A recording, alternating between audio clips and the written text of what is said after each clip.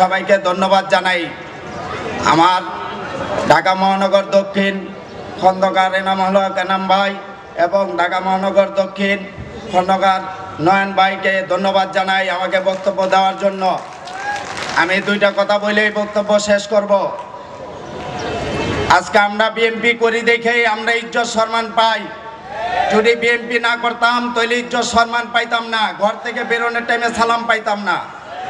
আমরা এই 17 বছর কষ্ট করছি, এই বিএনপির আদর্শে হাত ধরে কষ্ট করছি, ঢাকা মহানগর দক্ষিণের হাত ধরে কষ্ট করতে করতে আসছি। আর 17 মাস কষ্ট করতে পারুম। কেউ কোনো খারাপ কাজ কামে লিপ্ত হবেন না, এটা তারেক রহমানের নির্দেশ। আপনারা কেউই কোনো খারাপ কাজ কামে লিপ্ত হবেন না, আপনাদের প্রতি আমার অনুরোধ। আমরা প্রয়োজন হলে আরো 17 বছর কষ্ট করুম, কিন্তু কোনো খারাপ লোকের সাথে আমরা লিপ্ত হব না। জিয়া পরিবার যা হারাইছে আমরা কেউই হারাই নয়। জিয়া পরিবার এই দেশের জন্য অনেক কিছু হারাইছে, স্বামী সন্তান অনেক কিছু হারাইছে। এত কষ্ট করে আমগো থুয়া যায় না বিদেশে, আমাদের জন্য এই দেশে রয়ে গেছে। আমাদের জন্য এই দেশে রয়ে জেল খাটছে। আর তার অনুসারীর আমরা, এই কারণে তার মা উপদেশ দেওয়া হয়েছে।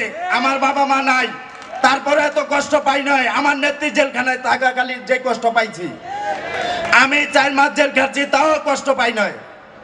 আপনাদের সবার প্রতি আমার অনুরোধ থাকবে, আপনারা কেউ এই 56 নং ওয়ার্ড এবং কামরাঙ্গীরচর বাসী হুমায়ুন কবির এবং সোহেল আরমান ভাইয়ের দিক নির্দেশনায় এবং ঢাকা মহানগরের দিক নির্দেশনায় সুষ্ঠু শৃঙ্খলাভাবে কাজ করবেন।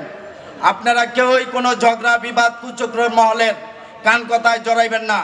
আপনাদের প্রতি সবার প্রতি আহ্বান জানাই আমি আমার বক্তব্য শেষ করছি। আসসালামু আলাইকুম। ধন্যবাদ আজকের কর্মী সভার সম্মানিত সভাপতি মোহাম্মদ মিজানুর রহমান মিন্টু ভাইকে তার মূল্যবান বক্তব্য দেওয়ার জন্য। সংগ্রামী বন্ধুরা,